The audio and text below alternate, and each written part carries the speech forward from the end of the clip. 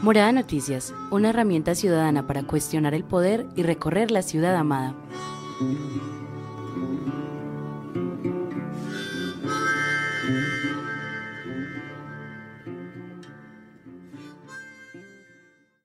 Muy buenas tardes a todos los oyentes que se conectan hasta ahora a través de La Voz de las Estrellas 1290 AM, también a quienes nos escuchan en diferido en nuestro podcast. Estamos podcasteando en este tiempo de cuarentena cada uno de los realizadores de Morada Noticias desde sus casas. Comenzamos de nuevo una semana informativa que será corta, de 3 días, pues porque esa sería la Semana Santa. Será la primera Semana Santa de la historia de la humanidad en casa y en Antioquia, por supuesto, porque hay 172 casos confirmados de coronavirus en nuestras montañas. Esto no quiere decir que tengamos muertos en el momento. Ninguna persona se ha muerto en Antioquia a causa de esta enfermedad y esto pues sin duda nos da esperanza. Yo soy Laura Valle realizando para ustedes Morada Noticias y en la emisión de hoy comentaremos los hechos más importantes del Valle de Aburrá, pero también les daremos un poquito de contenido alternativo, ya que estos 3 días pues son un poco más sabrosos,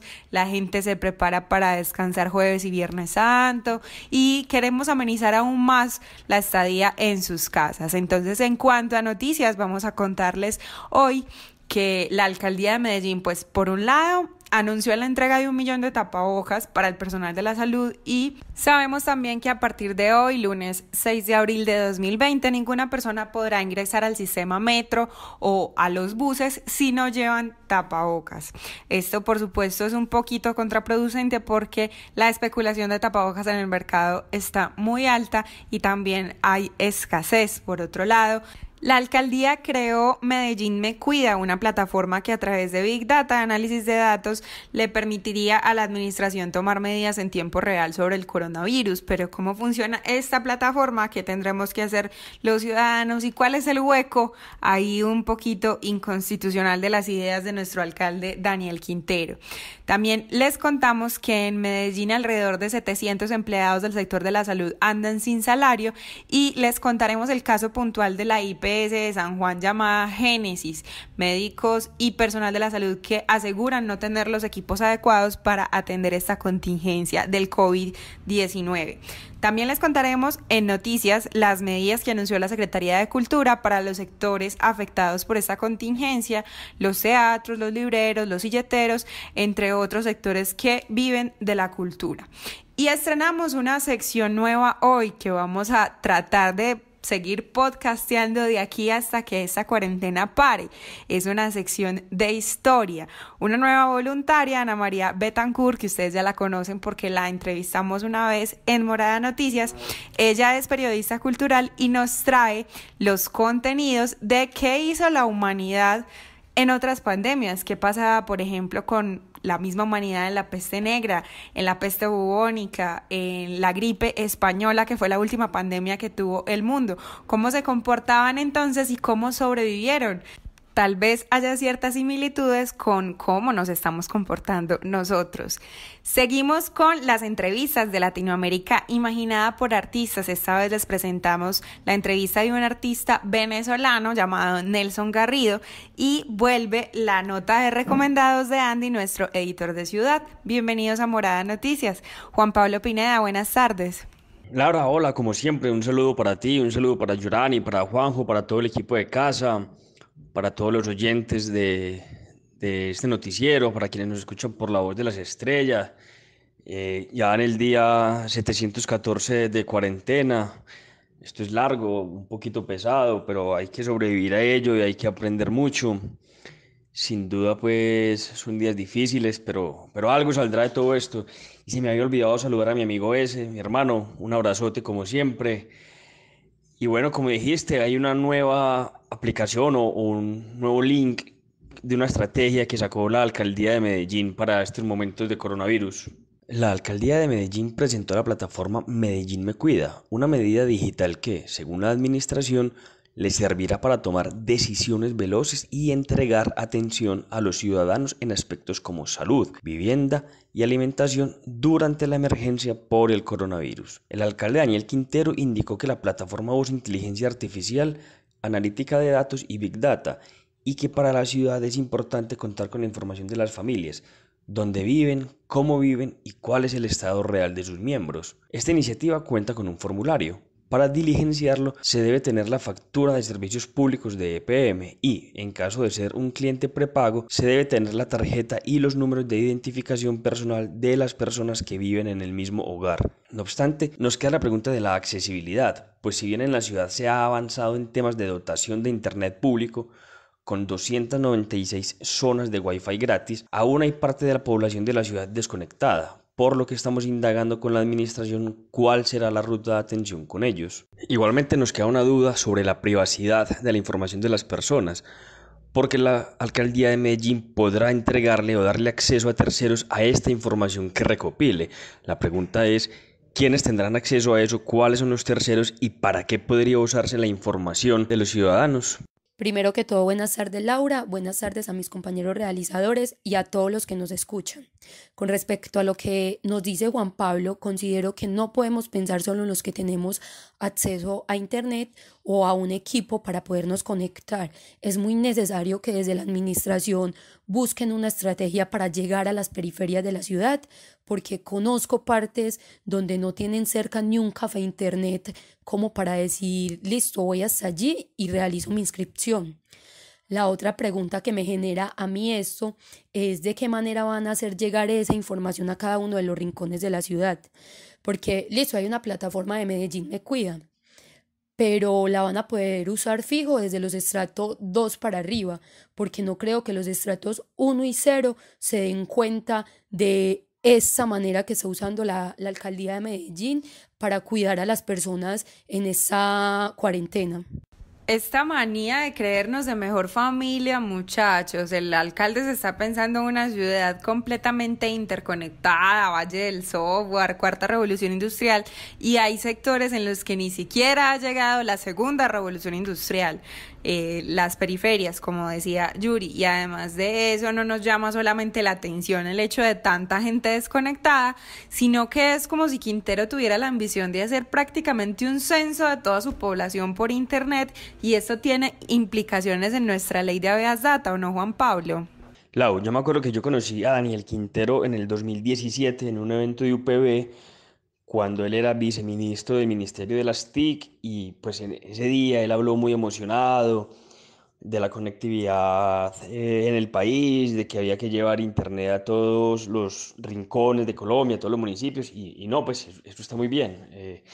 Yo creo que la visión de Quintero en ese sentido de la conectividad es correcta, y tendrá él que subsanar la deuda que tiene Medellín en la conectividad de muchas de sus poblaciones, muchos de sus ciudadanos. Es una responsabilidad que le compete a él como alcalde, en el sentido pues de que le gusta tanto impulsar el asunto de internet, de la revolución, de la cuarta revolución industrial, del Valle del Software. Pero si se cierra un poquito la duda sobre, hey, ¿qué van a hacer con esa información, amigo? Porque pues a nosotros nos cobija el habeas data y la posibilidad de que nuestros datos tengan cierta restricción de acceso a terceros. Ya sabemos los peligros que eso implica en el mundo, lo que pasó hace un par de años con Facebook, con una empresa también que le hizo unos servicios de análisis de información a la campaña de Trump. En este momento no recuerdo, de pronto tú la recordarás, y es cómo utilizan nuestros datos y cómo juegan con nuestros datos de manera ilegítima, no sé si ilegal del todo, aunque posiblemente, y pues hay que tener mucho cuidado. Puede que esta sea una buena intención del alcalde de tener todos los datos de la ciudad sistematizados para poder reaccionar bien, pero sí se vuelve un poquito peligroso que terceros puedan acceder a ellos, porque pueden sacar beneficios una vez termine toda esta cuarentena.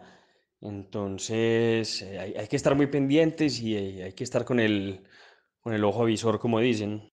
No solamente nos preocupan los datos de los ciudadanos, conocemos también por este fin de semana cifras alarmantes. Cerca de 1.000 personas, según la Policía de Carreteras de Antioquia, han sido sancionadas por no cumplir el aislamiento social obligatorio, además de que el gobernador Aníbal Gaviria, pues impidió la movilidad de los ciudadanos en el territorio departamental para seguir conservando la cuarentena y bueno, casi 1.000 personas violaron esta medida. Además de eso, la noticia que viene a continuación se conoce a través de FedSalud, este gremio de trabajadores de la salud en Antioquia, que alrededor de 600 especialistas y médicos generales en Antioquia llevan varios meses esperando el pago de salarios y prestaciones sociales. No es lo más grave que no les paguen, sino que además no tengan ninguna seguridad y sigan trabajando. Y en Medellín, solamente en Medellín, 700 empleados de la salud están sin salario. A continuación, Yuri Alzate nos cuenta una historia de una IPS privada que ni la superintendencia ni la Secretaría de Salud de Medellín dan respuesta por sus trabajadores. Alrededor de 700 empleados de la IPS Génesis, sede San Juan, que atiende la comunidad afiliada a la IPS Medimás, decidieron elevar de nuevo la voz de protesta por no recibir desde hace 4 meses los respectivos pagos ni las prestaciones sociales. Ellos afirman que han expuesto esa situación ante el gobierno y la Comisión Interamericana de Derechos Humanos y que hasta el momento no han obtenido respuesta. Hernán Darío Salazar, médico de la IPS Génesis, le contó a Morada Noticias que tampoco cuentan con las mínimas normas para atender la pandemia. Por eso, el personal médico está realizando protestas en las diferentes sedes, esperando que se tomen medidas urgentes. Nosotros los empleados, que éramos alrededor de 1.500, ya somos alrededor de 700. Quienes llevamos 4 meses sin recibir salarios y nos deben un mes del 2017. Fuera de eso, la totalidad de los empleados no está afiliada a su seguridad social. Tenemos atrasos en las pensiones de más de un año, unos un año, otros 2, y ahí por el estilo todo lo que es la seguridad social, pensión y cesantía no recibimos hace 2 años. Esta problemática se ha comentado en todos los entes de control. Hemos tocado todas las puertas, pero parece ser que estos entes no tienen dientes o no tienen ni voz ni voto. Nosotros, ante esta situación de la pandemia, hemos elevado otra vez, nuevamente, nuestra voz de protesta porque estamos sin sueldo, sin seguridad social, todos los empleados, y estamos atendiendo sin las mínimas normas de seguridad ante esta pandemia. La primera norma de seguridad es nuestro salario y mantener nuestra familia con su canasta familiar bien para nosotros venir a trabajar y dejar la gente en nuestra casa. Pregonamos que dejemos la gente en la casa, que la gente se quede en la casa, pero ¿cómo dejamos nuestra familia en esta situación? Fuera de que los elementos de seguridad para atender los pacientes no están todos completos. Y si no están completos, no tenemos nada. Tenemos algunos tapabocas, algunos geles que trajo la ARL como ayuda a la EPS, pero de resto no tenemos nada más. Porque nosotros mínimo necesitamos unas condiciones laborales dignas. No es posible que a estas alturas estén pregonando que nosotros somos objeto de llamarnos héroes y estemos en estas condiciones. Yo clamo, por favor, de que nos escuchen y que pongan sus ojos para ayudar a que la IPS Génesis y sus trabajadores podamos salir adelante. Alejandra Lopera, enfermera jefe de la IPS, nos habló de una visita que recibieron ellos de la Secretaría de Salud el día viernes 3 de abril. Bueno, la Secretaría de Salud del municipio de Medellín vino el día de ayer, viernes 3 de abril, acá a la IPS Génesis de San Juan. Vino haciéndole como seguimiento a las denuncias que el sindicato de trabajadores había como realizado. Vino verificando los elementos de protección personal, ellos tienen conocimiento y tomaron foto, evidencia de en qué condiciones estábamos trabajando. Verificaron también que la gran mayoría estamos sin seguridad social. Nos preguntaron también si ya se habían hecho como los respectivos seguimientos y denuncias y verificaron, como le digo, como la situación. También pues tuvieron como contacto con algunos usuarios y no sé la verdad si hablaron con ellos, pero entonces eso fue como lo que ellos vinieron a hacer. Aunque ellos saben y tomaron evidencias, pues no nos manifestaron qué acciones tomar o qué acciones como ellos, como entes de control iban como a orientarnos y nos iban a volver a visitar, si se iban a comunicar con gerencia. Entonces en realidad fue como una visita según ellos para verificar condiciones, pero no nos dieron pues como ningún otro tipo de información ni qué pasos o qué cosas a seguir deberíamos de tomarnos. Morada Noticias no tiene claro quién realizó la visita, porque desde la Secretaría de Salud de Medellín nos dijeron que era un tema de la superintendencia. Por ello, no sabemos si como entidad reguladora en Medellín se interesaron también por este caso a pesar de ser una entidad privada, o por el contrario, se lo dejaron solamente a la Superintendencia de Salud. Pues Lau y chicos, uno sí queda muy sorprendido de que en plena contingencia y plena pandemia y cuando se está hablando tanto de la labor heroica de los médicos, pues salga a la luz que no les están pagando, que no tienen ni sus sueldos ni su seguridad social. Eso es tremendamente brusco, muy fuerte. porque ellos que son los que nos cuidan en este momento en la primera línea de batalla, por así decirlo, un término un poquito de guerra, si ellos no tienen las garantías mínimas, ¿cómo podemos nosotros exigirlas y tenerlas? Es complejo pues que los médicos no estén recibiendo su salario, no estén recibiendo su seguridad social y que en parte estén trabajando en situaciones o en condiciones precarias.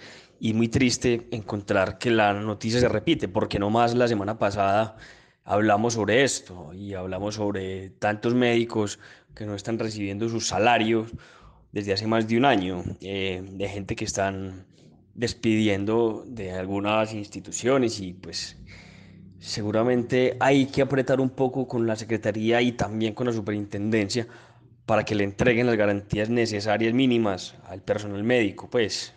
Bueno, y aquí tenemos que hacerle una claridad a los oyentes. La Secretaría de Salud de Medellín es ese ente encargado del control, de la vigilancia, pero también del abastecimiento de todas las entidades prestadoras de servicios de salud en el municipio de Medellín. Sin embargo, la Superintendencia Nacional de Salud es no solamente un ente controlador de todas las instituciones públicas, sino también de las privadas. En este caso de la IPS Génesis es privada y por eso la Secretaría de Salud dice como que no tiene mucho que ver con nosotros, pero igual, aunque no sea su competencia por ley, uno como ciudadano tiene derecho a exigirle a la Secretaría de Salud de su municipio que se pronuncie, sobre todo si se trata, por ejemplo, de contratar personal médico que se necesita para abastecer la clínica nueva de Salud COP que esperamos entre en operación muy pronto. Por otro lado, pasemos a hablar de esos alivios, de esas ayudas que muchos sectores le han pedido al gobierno nacional, sobre todo para salvaguardar su economía, particularmente en Medellín. ¿Qué hace la Secretaría de Cultura con todos estos gremios, asociaciones, mejor dicho, gente que vive de la cultura, del sector cultural, de los espectáculos, del teatro, de los libros, incluso de ser silletero en Santa Elena? Juan Pablo Pineda. Varios alivios para el sector cultural fueron anunciados este fin de semana por la Secretaría de Cultura de la ciudad, Lina María Gaviria, como medidas de apoyo para el gremio, uno de los más afectados por la cuarentena impuesta como estrategia para luchar contra el coronavirus. Estos alivios y acciones buscarán beneficiar a las librerías, los silleteros, los artesanos, el teatro, las escuelas de música, entre otros sectores, con la creación de un landing page en la que se pueda acceder a ofertas culturales de la ciudad. Estas son las declaraciones de la secretaria. La primera línea es la línea del sector artístico y cultural. ¿Cómo vamos a apoyar al sector artístico y cultural? Entonces, como ustedes saben, nosotros tenemos un portafolio de estímulos, el cual se mantiene abierto y en curso. Todas las líneas que se lanzaron en marzo se mantienen. ¿Cuáles son estas líneas? Estas líneas son la agenda cultural. Estamos con la agenda cultural para casas de la cultura, para bibliotecas y todo se mantiene. Tenemos salas abiertas sigue, no vamos a pararlo, entonces van a poder tener esa posibilidad de tener, digamos, esos dineros para las salas, que es muy importante en estos momentos. También estamos con apoyos concertados fase 1, patrimonio, y eso es un total de 5.670 millones de pesos que ya estaban en esta fase que ya lanzamos. Esto se mantiene abierto, ya se lanzó. Tenemos además de eso, estamos trabajando en algo que nos parece muy importante y es un landing page. Para nosotros es importante que las personas tengan un espacio donde puedan remitirse rápidamente y que encuentren tanto todas estas líneas que yo les estoy contando, pero que también encuentren todo lo que está ofreciendo la ciudad en términos de arte y en términos de cultura. Esto en términos de alivios para el arte y la cultura. Van a encontrar toda la oferta que está teniendo con Fama, por ejemplo, todo lo que se está haciendo con los diferentes entes, lo que está haciendo el Consejo Municipal de Cultura y muchas otras personas, pero es un espacio que estamos buscando para que ustedes puedan estar informados todo el tiempo. Aspiramos tenerlo ya arriba y funcionando la primera semana después de Semana Santa, y la idea es que ustedes también puedan subir todo su trabajo online, porque en este momento tenemos muchísima arte, muchísima cultura virtual. Entonces queremos también tener un espacio de hosting para que podamos presentarle esto a la ciudad. Teniendo en cuenta la proximidad de días del libro y entendiendo el fuerte impacto que pueden vivir los libreros de la ciudad, Gaviria anunció que se le dará un apoyo a este gremio. Según ella, se está construyendo de manera conjunta un directorio de librerías para acceder a la compra de libros. Hablamos sobre esto con Mónica Pérez, librera de la ciudad, de la librería La Anticuaria, quien nos explicó un poco de qué trata la medida. Bueno, la Secretaría nos contactó y lo que están haciendo es creando un directorio para colgarlo pues en la página de la alcaldía, y la iniciativa es esa que tú acabas de decir, que la gente compre por adelantado, cuando salgamos del confinamiento pues se les envía o van y lo recogen, ¿no es cierto? Pero también hay como unas iniciativas, pero todavía no nos han dicho, para la fiesta del libro, porque no sabemos qué vaya a suceder. No sabemos si vamos a quedar todavía confinados hasta cuándo, qué va a pasar, pero sí hay unas iniciativas. Esa es como la principal que se está haciendo. ¿Cuál es la idea? Que el eslogan es salva una librería, y es ayudarnos pues a solventar de alguna manera pues nuestros gastos y la economía que en este momento está parada. Entonces en las páginas van a estar las redes sociales, los teléfonos fijos o celulares, ¿no es cierto? Y contactan al librero y le dicen, mira, yo quiero tal libro. Pues se supone pues que nosotros debemos de tener más o menos claro qué costo puede tener ese libro, y lo harían a través de transferencia o algún tipo pues de pago electrónico, ¿no es cierto? Y ya, esa es como la metodología que en este momento pues están empleando. Ya otro tipo pues de cosas, de iniciativas que ya sería pues a partir de nosotros los libreros, es también utilizar pues la mensajería y entregarlos en este momento. También se puede utilizar la mensajería pues que se está usando para todo tipo de entregas en este momento.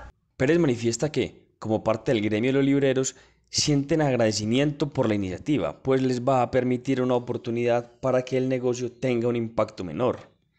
Respecto de días del libro, la secretaria manifestó que se implementará una estrategia llamada Todos los días son días del libro, con la que se buscará impulsar el evento. Según ella, se hará el lanzamiento este martes y se anunciará a la nueva directora de eventos del libro. Sobre los silleteros, la secretaria anunció que no desean que se pierdan las flores que están disponibles en el momento, por lo que la alcaldía plantea la posibilidad de realizar una compra de flores y silletas para realizar homenajes a las personas que están poniendo sus vidas al frente de la contingencia sanitaria. Además, anunció que se creará una plataforma que ayude a que se hagan envíos de flores por parte de los ciudadanos.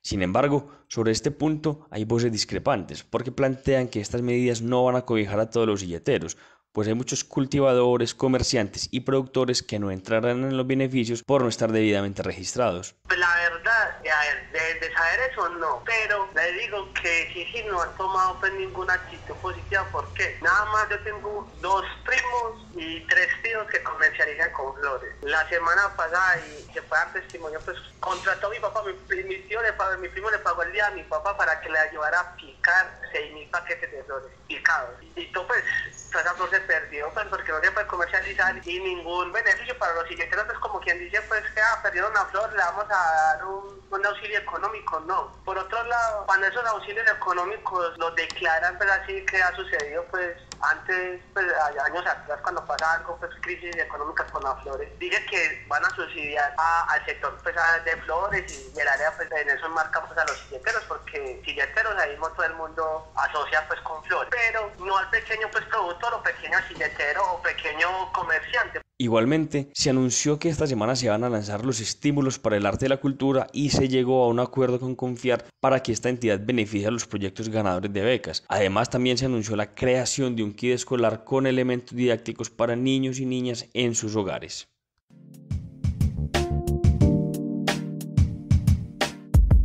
Un minuto de vida, porque nada justifica el homicidio. A esta ciudad lo que le hace falta es un minuto de vida, algún día, cada hora con sus 60 minutos.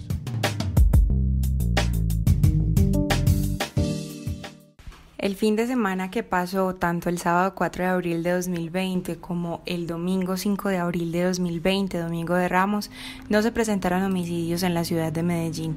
Sin embargo, el viernes 3 de abril de 2020, en el corregimiento 80 San Antonio de Prado, murió Franklin Antonio Chavarría Santa a causa de la violencia homicida.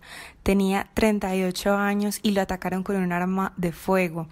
En lo que va del año, hemos perdido a 91 personas, 91 seres amados que nos harán falta.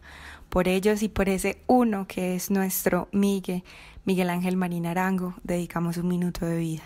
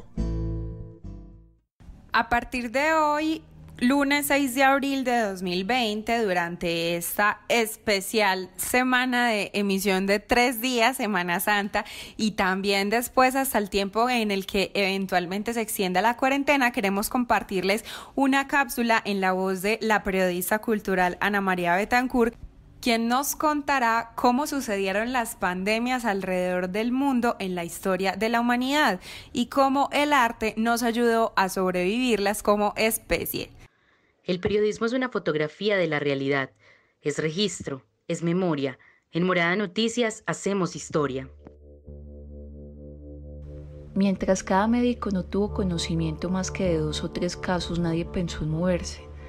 Al fin bastó que a alguno se le ocurriese hacer la suma. La suma era aterradora. En unos cuantos días los casos mortales se multiplicaron y se hizo evidente para los que se ocupaban de este mal curioso que se trataba de una verdadera epidemia. Este fue el momento que escogió Castel, un colega de Riux de mucha más edad que él, para ir a verle. Naturalmente usted sabe lo que es esto, Riux. Espero el resultado de los análisis. Yo lo sé y no necesito análisis. He hecho parte de mi carrera en China y he visto algunos casos en París hace unos 20 y tantos años. Lo que pasa es que por el momento no se atreven a llamarlo por su nombre. La opinión pública es sagrada, nada de pánico, sobre todo nada de pánico. Y además, como decía un colega, es imposible, todo el mundo sabe que ha desaparecido de Occidente. Sí, todo el mundo lo sabe, excepto los muertos. Vamos, Riux, usted sabe también como yo lo que es.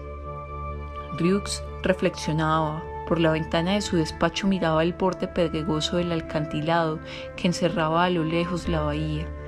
El cielo, aunque azul, tenía un resplandor mortecino que se iba apagando a medida que avanzaba la tarde. Sí, Castel, dijo Riux, es casi increíble, pero parece que es la peste. Castel se levantó y fue hacia la puerta. Ya usted sabe lo que van a responderme. Ha desaparecido de los países templados desde hace años. ¿Qué quiere decir desaparecer?, respondió Riux alzando los hombros. Sí, y no olvide usted que todavía en París hace unos 20 años. Bueno, esperemos que hoy no sea más grave que entonces, pero es verdaderamente increíble. La palabra peste acababa de ser pronunciada por primera vez en este punto de la narración, que deja a Bernard Riux detrás de una ventana. Se permitirá al narrador que justifique la incertidumbre y la sorpresa del doctor, puesto que con pequeños matices su reacción fue la misma que la de la mayoría de los ciudadanos. Las plagas, en efecto, son una cosa común, pero es difícil creer en las plagas cuando las ve uno caer sobre la cabeza. Ha habido en el mundo tantas pestes como guerras, y sin embargo, pestes y guerras cogen a las gentes siempre desprevenidas. Con este fragmento del libro La peste del escritor argelino Albert Camus ponemos en evidencia la realidad y sobre todo el momento en el que nos encontramos, de nuevo superando poco a poco una pandemia. Y es que ya los humanos nos hemos visto una y otra vez enfrentados a enfermedades, sea resguardándonos en nuestros hogares, teniendo como aliados el agua y el silencio y la compañía de nuestros seres queridos. La peste negra en la Edad Media entre 1347 y 1353, la viruela en el siglo XVIII, la gripe española que curiosamente no surgió en este país pero sí fue donde cobró más vidas, el VIH ya en el siglo XX, el ébola en 1976, el SARS en el 2002, el MERS en el 2012, el H1N1 o gripe porcina como se le conoció, que surgió en el 2009, son algunas de las pandemias registradas y a las que la ciencia y la medicina les hizo frente y nosotros superamos. Con medidas sanitarias y fitosanitarias, y con esto me refiero a simples procesos higiénicos como lavarse adecuadamente las manos y limpiar correctamente el espacio, fueron las medidas que ayudaron a controlar estas enfermedades. Incluso el distanciamiento social que a tanto nos está pesando funcionó y es todavía lo que hace, y con ello lo que evitamos es la propagación. Practicar una buena higiene personal no está de más, que es muy básico, que es lavarse las manos y usar máscaras para ayudar a no transmitir el virus. Finalmente, escuchar a los expertos en salud ayuda, y ahora la ciencia importa más que nunca. Estamos esperando con ello un tratamiento y una posible vacuna. Pero para superar el encierro de las cuarentenas, cualquier persona, todos los simples mortales e incluso la muerte, no solamente el encierro, hemos también contado con algo muy importante, que es el arte. La creatividad ha sido constante y ha estado presente. Hemos podido disfrutar de sus frutos en la literatura, la pintura, la música, e incluso en la actualidad ha inspirado al cine. El arte, sin lugar a dudas, también nos ha salvado, y algunos seres maravillosos nos han dejado importantes obras para la humanidad. Hablo de criaturas excepcionales como el creador de ese cuadro de un ser extraño que es lánguido, casi fantasmal, tocándose el rostro y haciendo una cara muy rara. Ese Edvard Munch, autor del ícono de arte moderno El Grito, que retrató la gripe española. Y por supuesto el texto que acabamos de escuchar, La peste de Albert Camus, son solo algunos de estos seres maravillosos que durante todo ese tiempo de cuarentena y durante todas estas enfermedades lograron crear maravillas. Reportó para Almorada Noticias Ana María Betancur Jaramillo.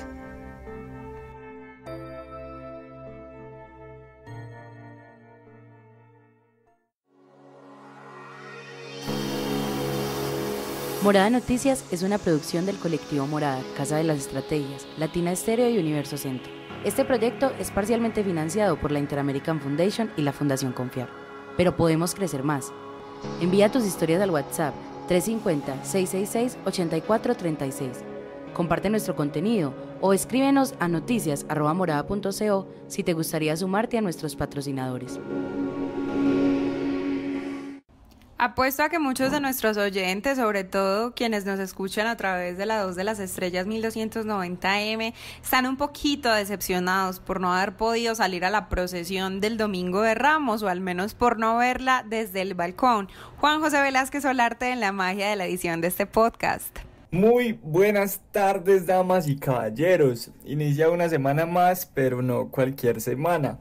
Ayer se marcó el comienzo de la Semana Santa, una festividad católica que siempre ha invadido las calles de devotos creyentes cantando y recitando oraciones.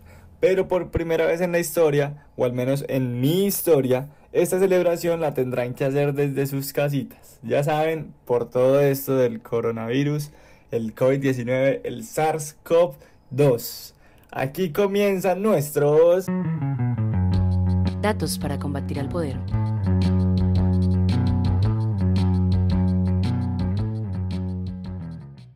Esta festividad se inicia con una procesión de ramos, donde todas las personas de la iglesia salen batiendo un ramo al ritmo de las melodías eclesiásticas. Pero ¿de dónde salen estos ramos? Porque a veces son diferentes. Bueno, les cuento que existen aproximadamente 2.600 especies diversas de palmas en todo el mundo, pero específicamente el que se utiliza para este evento de la Iglesia Católica es la palma de cera. Sí, nuestra palma de cera, la mismita del Quindío, nuestro patrimonio nacional. La palma se ligó a esta celebración sin ninguna razón aparente, porque no existe ninguna alusión en la Biblia al uso de cogollos de esta planta. Quizá lo que la hizo la elegida fue su forma bonita de pelechar. Sale muy bonita esta matica.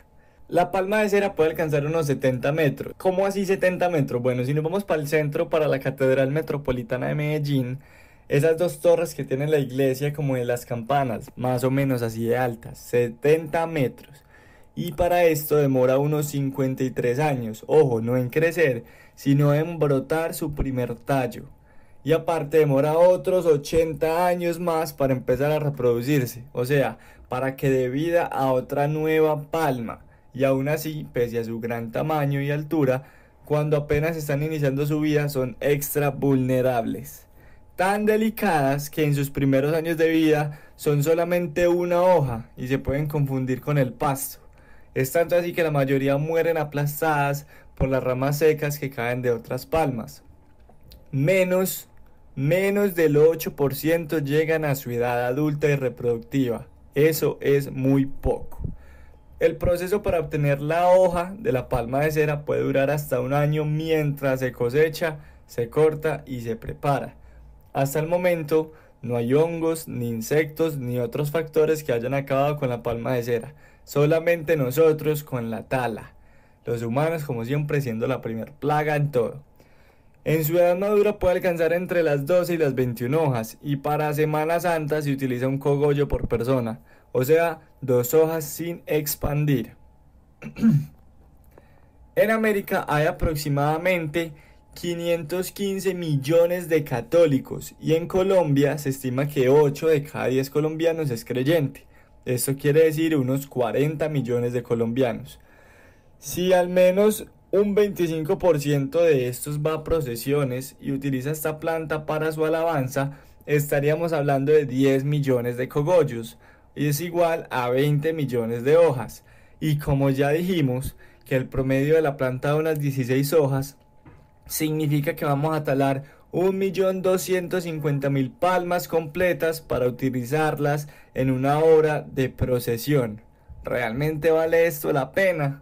En Colombia el uso de esta palma está prohibido según el artículo 1 de la ley 61 de 1985, o sea, desde el 85 está prohibida. Sin embargo, por su forma llamativa sigue siendo la elección de muchos católicos y por ende la incentivación al contrabando. Hay que agregar además que el loro oreji amarillo vive y se alimenta de esta palma, y un punto tal de la tala, tan estremecedor para esta celebración, que se afectó esta especie casi hasta su extinción. Ya sabemos que este tipo de palmas no se debe usar, y siendo muy sincero, pienso que no deberíamos de usar ningún tipo de palma, ningún tipo de planta natural para acudir a este tipo de celebraciones. Siempre está bien llevar un pañuelito blanco, una bandera de Colombia, o simplemente alzar nuestras manos y evitar todo este tipo de daños ambientales que creamos solo para acudir una hora a estas celebraciones. Ahí está, chicos. ¿Qué piensan ustedes de este uso de la palma? ¿Qué piensan ustedes de otro tipo de plantas? ¿Les parecería mejor si usáramos trapitos blancos y nuestros sombreros aguadeños en vez de la palma de cera? Pues yo, como no católico, no sabría muy bien qué otros elementos se pueden usar en estas celebraciones, pero sí creo que entonces hay que empezar a legislar realmente y hacer cumplir la normatividad, que es el gran problema colombiano, de que estamos llenos de normas, pero nunca hacemos cumplir la norma, para que la gente deje de utilizar esta palma durante las procesiones de Semana Santa o las celebraciones de Semana Santa. No sabía todo lo que explicó Juanjo de las afectaciones, de cuántas especies animales y cuáles especies pues se alimentan de la planta, de cuánto se necesita esperar para que puedan crecer y lo fácil que terminamos tumbándolas. Creo que esa dinámica simbólico-comercial que siempre hemos tenido, y que nunca nos permite respetar ciertos elementos que tenemos a la mano porque las celebraciones los requieren y necesitan que se tumben para su uso, pues es peligroso. Creo que también hay que mirar las formas de uso de los elementos con los que celebramos como tan cotidianamente, y que este tiempo sea realmente reflexión. Cada año se habla de que Semana Santa es un tiempo de reflexión, pero nunca nos había cogido Semana Santa con una pandemia mundial, metidos cada uno en la casa preguntándonos cómo estaba funcionando el mundo y cómo tiene que funcionar. Sin duda, este sí tiene que ser un tiempo fuerte en ese sentido. Es triste que a pesar de que esa palma sea el árbol nacional del país, no se le haya brindado la protección necesaria, teniendo pues conocimiento que se usa cada año para este tipo de actividades, y que además la palma no puede reproducirse fuera de algún bosque, ya que sus plántulas mueren si les da de lleno el sol, o son devoradas por vacas, cerdos, etc. Yo creo que no solo debemos de crear conciencia en todos los que las cortan para su venta este Domingo de Ramos, sino también para todos los católicos. Es necesario hacerles entender desde la iglesia que no es una opción adorar la imagen haciéndole daño a la naturaleza. Finalmente, quién sabe si este confinamiento por pandemia nos servirá de reflexión, como decía Juan Pablo, porque con lo que decía Yuri, pues de concientizar, seguro la conciencia no se va a necesitar este año porque todos estamos en la casa, pero seguramente sí en los años venideros. Yo soy partidaria, Juanjo, con la pregunta que hacías al final de tus datos para combatir al poder, de ni lo uno ni lo otro. El sombrero aguadeño me parece extraño para una celebración religiosa, pero de pronto sí soy partidaria del pañuelo blanco, no de usar nada natural, de arrancar algo de la tierra, pero tal vez si, por ejemplo, periódicos, muchas veces a la casa llegan periódicos y revistas que terminamos echando a la basura, o todo ese material del colegio, de las universidades que se va para el reciclaje. ¿Qué tal si lo convirtiéramos en ese ramo del Domingo de Ramos hecho con material reciclable? Ahí les dejo, siempre hay una alternativa para evitar tanto consumo y, por supuesto, la destrucción de nuestra naturaleza. Esta es la canción del día, patrocinada por Ciudad Frecuencia.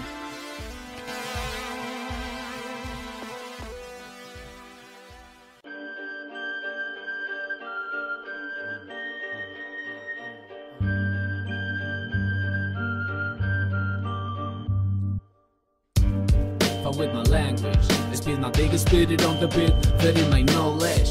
So direct to the act is late for way. Those around the city keep my own way. Some the blocks without graffitis, we hiding from the beats. My bars into the battle from the corner of the street. Those are the explicit melodies of darkness. No, it's not for you, kid. Esa crew de Toy Story anda en busca de su Andy con su party, con mi poetry y su beauty. Va party por mis homies y como Biggie.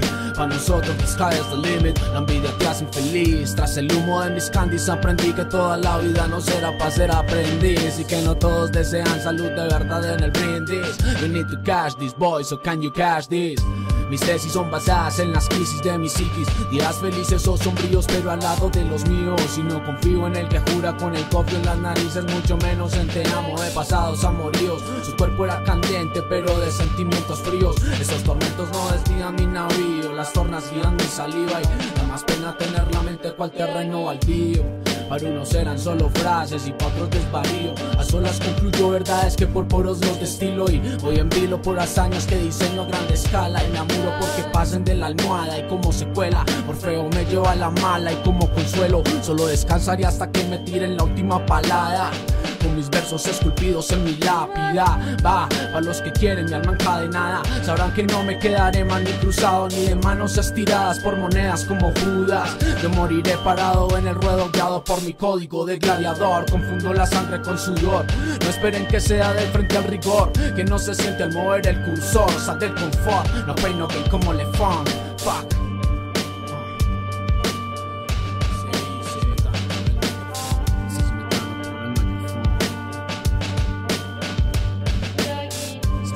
To the game, it's so insane. It's what we clap for the brain again. It's not the game, so the game, it's so insane. It's what we clap for the brain again, motherfuckers. Say.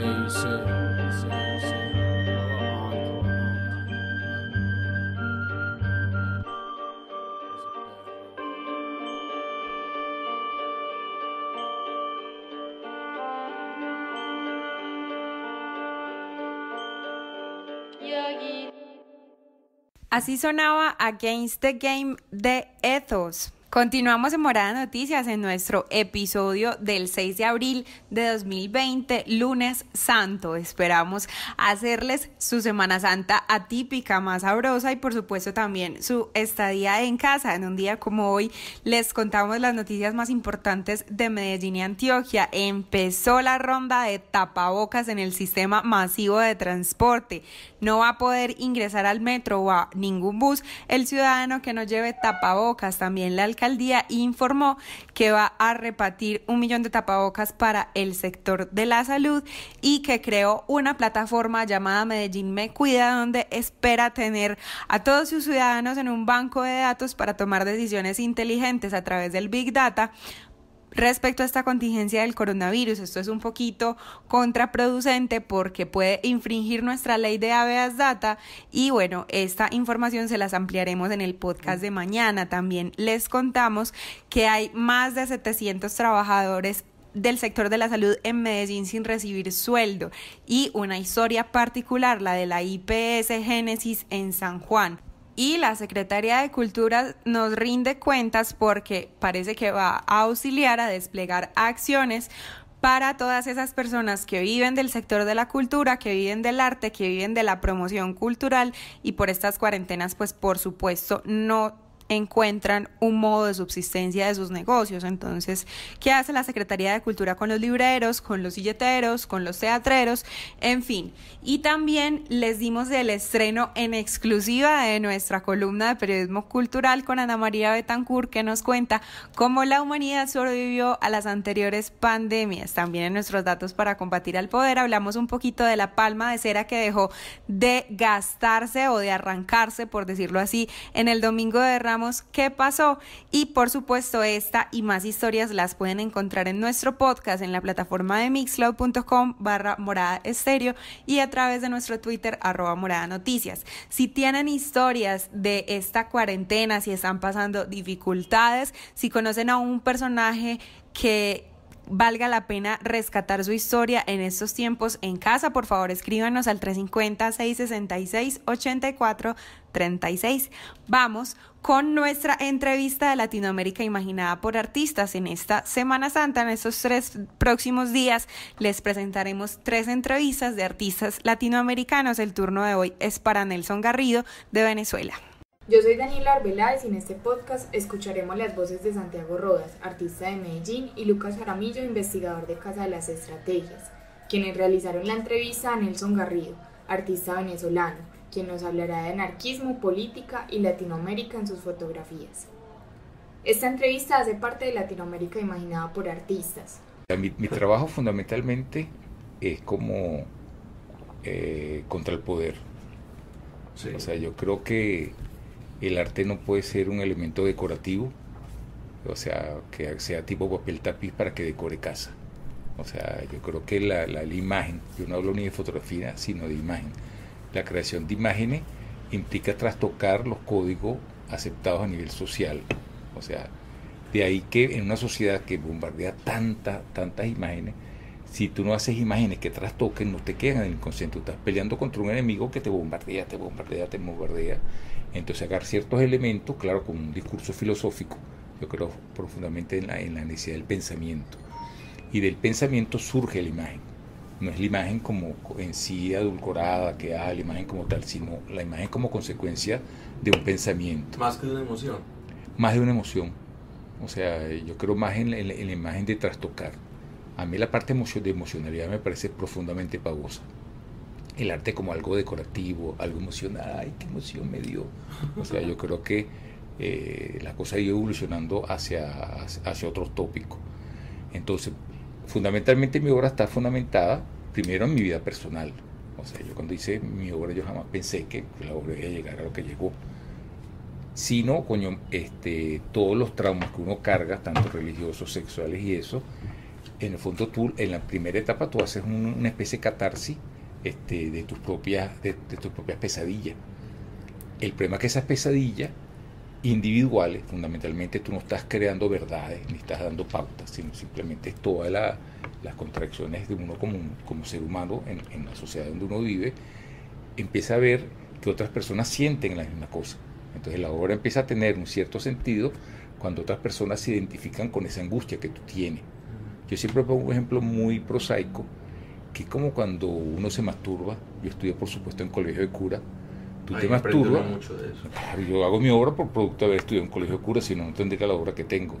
Entonces, por eso yo me masturbaba, gozaba una bola y me sentía pecador al mismo tiempo. Y tú crees que eras tú solo que te estabas masturbando. Entonces, para mí, la creación de imagen o un artista lo que hace es que se para y dice, Fana, yo me estoy masturbando, y tú dices, coño, yo también me estoy masturbando, y resulta que todo el aula de clase se está masturbando. Entonces es el que se atreve a decir lo que los demás sienten, pero le da miedo porque creen que es un hecho individual. Es cuando la angustia se transforma en una angustia colectiva. Entonces tiene un sentido. ¿Es una etapa del artista? No, yo creo que el problema es que hay una insatisfacción profunda hacia evidentemente lo que te están ofreciendo desde muy pequeño, donde tú te sientes que tú no estás integrado a la oferta social. Entonces, y cada vez más vemos que esas minorías, ¿verdad?, pasan a ser mayoría. Yo parto del hecho de que la mayoría es la sumatoria de las minorías. Si no se asume de esa manera, estamos jodidos, porque siempre en nombre del pueblo, en nombre de lo general, joden a todo el mundo. O sea, asumen la responsabilidad que un individual no quiere que la asuman, uno quiere asumir su propia responsabilidad. Entonces, en la medida que tú empiezas a manifestar todas esas angustias, coño, estás creando una sociedad mucho más sana. O sea, que insisto que no es creación de verdades, sino creación. Tú no das respuesta, tú te haces preguntas sin responder.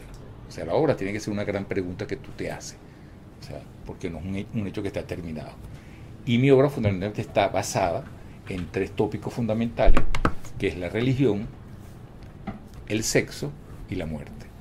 Para mí esos 3 tópicos, o sea, son como 3 elementos que se reproducen en mi obra de diferentes maneras. ¿Y la violencia? Y la violencia, por supuesto, que para mí la violencia es como una consecuencia de la muerte inmediata, y el elemento de la violencia que cada día agarra más centro. Yo, en un momento dado, mi obra estaba fundamentada más en la cosa antirreligiosa, o sea, partiendo del hecho que el sufrimiento que impone la iglesia es algo sadomasoquista, y hay satisfacción sexual. Cuando tú ves a San Sebastián, que lo están flechando, él tiene una cara, coño, pues se lo están cogiendo.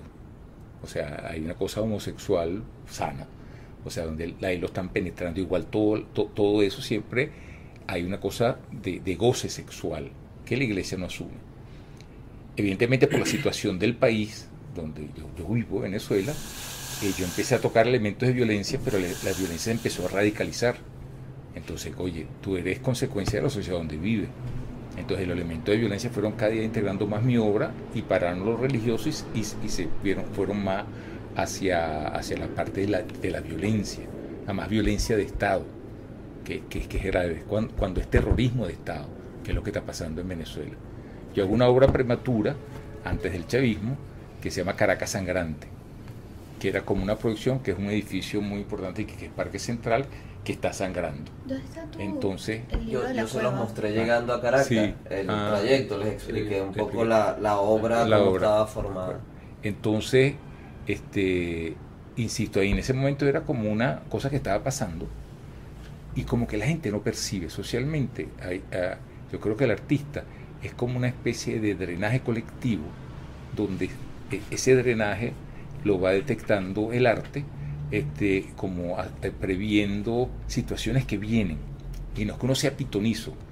Coño, es la eterna vaina de los organismos internacionales. ¿Hasta cuándo los organismos internacionales vienen? Entonces, la matanza en Ruanda, la matanza en Venezuela, la matanza en Colombia, entonces ellos vienen después que hay los muertos, dice, estábamos en contra de la muerte. Coño, pero ¿por qué no vinieron antes?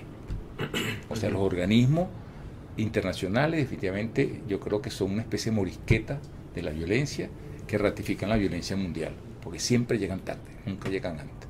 Entonces yo creo que para mí el arte debe ser como una especie de alarma que se prende frente a situaciones sociales. O sea, está ahí y la gente no lo ve. O sea, la gente ahorita está encajada que el chavismo, la violencia viene de antes. El problema es que se exacerbó con todo el proceso chavista, pero es una vaina que viene, y venían el número de muertos, cada fin de semana más muertos, verga. Y la gente no tiene capacidad de ver lo que está viviendo, que eso a mí me impacta profundamente. Y también ubicarse dentro del contexto real, o sea, entonces no es que mi obra va a cambiar el mundo, es una pendejada. Es el pequeño aporte que tú haces, consecuencia. Creo en el copyleft, en la circulación de imágenes, creo en la postal, no creo en la obra única, creo en la imagen que circula. O sea, una imagen, o sea, para mí el hecho fotográfico es un hecho reproducible. O sea, mientras más ejemplares, mejor. Y no esas aberraciones de los sellos de agua, vaina absurdo sobre el autor. Yo tengo la suerte que cada vez que hay conflictos en Venezuela, obras como Caracas Sangrante empiezan a salir. Y la gente que lo saca es la sociedad civil, que no importa ni el arte, ni importa que sea Nelson Garrido, ni importa todas esas pendejadas, sino que la usan. O sea, si una imagen es usada por el colectivo en momentos de emergencia, para mí tiene sentido. Y así ha pasado. Yo veo que inmediatamente conflicto, cómo suben, mis imágenes suben en momentos de conflicto. Son imágenes para conflicto. Pues. Y normalmente los artistas resuelven más fácil, se desprenden de la economía. O sea, muchos artistas que uno conoce que dicen, bueno, yo no voy a vivir de mi arte, pero es más difícil todavía de la firma, es más difícil en relacionarse con el anonimato. O sea, la vanidad tiene un lugar en todos los seres humanos y a veces más en los artistas, un poquito menos que en los políticos, pero cómo lidiar con el anonimato, con que alguien no diga esta obra es mía o que alguien se la atribuya, de pronto puede pasar. Claro, bueno, yo me acuerdo una vez yo no estaba metido en cosas de ese Facebook y esas cosas. Me acuerdo con mi hija que se encarga de todas esas cosas. Alguien agarró y montó el Facebook y era Nelson Garrido. Yo estaba feliz con eso. Además respondía muy bien. Se ve que era una persona muy cercana y dice, no, mire, y la gente decía, mire, tal cosa, y él respondía. Y respondía muy bien. Eso me pareció gratis. Cobran por eso. Esta entrevista, por supuesto, no termina aquí. Recuerden que está disponible también en nuestro canal de podcast, mixcloud.com/Morada Estéreo. Y para cerrar este noticiero, los recomendados de nuestro editor de ciudad, Andy. Buenas, la cuarentena de las últimas semanas se ha extendido de gran manera y en estos momentos la mayoría de países han tomado medidas para proteger a su población contra el contagio y la propagación del virus. Por lo anterior, se han vuelto en una obligación quedarnos en casa, convirtiéndose en casi una tortura no encontrar qué hacer. Por eso, en esta sección les traigo mi recopilación de animes y series para ver en esta cuarentena. Sin nada más que agregar, yo soy Andy, @yosoy_Andy en Instagram. Sean bienvenidos. Pues bueno, mi primer recomendado es The Good Doctor. Basado en la serie coreana del mismo nombre, The Good Doctor gira en torno a Sean Murphy, un joven médico que empieza la residencia de cirugía en San José Buenaventura. Sean tiene un síndrome de Savant, lo que lo convierte en un genio en su campo, mas por otro lado se le sitúa en el espectro autista. Esto hace que no sea precisamente bien recibido por el hospital, recibiendo las miradas recelosas de casi todos y divididos en dos partes, una integrada por el Dr. Glassman, director del hospital, que lo defiende a capa y espada, y la otra por el Dr. Andrew, que no lo quiere para nada. Mi segundo recomendado es Brooklyn Nine-Nine, una comedia súper divertida al estilo policíaco que sigue los esfuerzos de combatir el crimen de los detectives del recinto 99 de la policía de Nueva York, todos oficiales talentosos, pero que tienen personalidades peculiares, siendo una fuente inagotable de humor, y ya teniendo la sexta temporada recién estrenada, tendremos muchos capítulos para disfrutar. Mi tercer recomendado es Fullmetal Alchemist Brotherhood. Este anime basado en el manga del mismo nombre se centra en Edward y Alphonse Elric, dos hermanos alquimistas que están buscando la piedra filosofal para poder recuperar sus cuerpos. Esto después de un intento fallido de devolverle la vida a su madre. En este intento fallido, Edward pierde una pierna y un brazo, los cuales son repuestos con partes mecánicas, y el alma de Alphonse es almacenada en una armadura de metal ya que su cuerpo fue destruido. Este anime desde el principio está impregnado con temas como la religión, el militarismo, el genocidio, la familia, el sacrificio y la venganza. Y si además le agregamos unos muy buenos antagonistas, personajes secundarios, una estupenda trama y un guión, es un anime que te encantará ver. Mi cuarto recomendado es Demon Slayer Kimetsu no Yaiba. Tanjiro es un chico inteligente y muy buen corazón que vive con su familia. Trabaja vendiendo carbón después de que su padre muriera. Todo esto cambiaría cuando su familia es atacada y asesinada por un demonio, mientras este no se encontraba en casa. De esto, la única sobreviviente es su hermana menor, Netsuko, la cual termina por convertirse en un demonio. Con el objetivo de vengarse, matando al demonio que masacró a su familia y devolverle su humanidad, Tanjiro se convierte en un cazademonios. Siendo este un anime que logra una conexión estupenda con las emociones que expresan y pasan los personajes de la trama, disfrutados de una calidad de muy buena animación y un excelente guión. Mi quinto recomendado es El Mentalista, esta serie de la década de los 2000. Patrick Jane es un famoso psíquico que se gana la vida apareciendo en programas de televisión, pero su vida cambia por completo cuando en el programa de TV calumnia a un asesino en serie conocido como Red John, y este en venganza asesina cruelmente a su esposa y a su hija. A partir de entonces, Patrick decide que ya no será un psíquico, sino que utilizará sus excelentes dotes de observación combinados con habilidades de hipnosis, prestidigitación y ilusionismo, y comienza a colaborar como asesor en el Buró de Investigación de California, el BIC, dentro del equipo de la agente Teresa Lisbon, para buscar la persona que mató a su familia. Sin duda, esta es una serie donde nos deleitaremos con las formas en las que Patrick resuelve de manera muy peculiar los casos del PIC.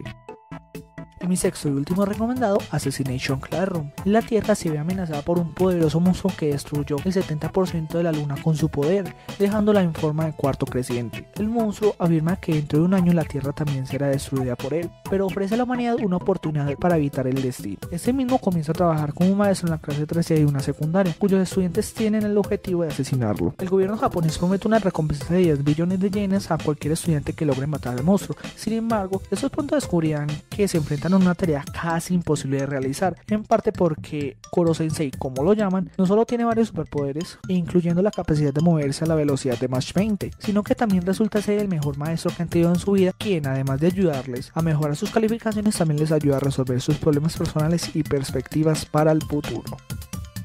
Pues bueno, mi gente, estos son los recomendados para que vean Cuarentena. Recuerden lavarse muy bien las manos. Nos vemos y nos escuchamos. Bye bye.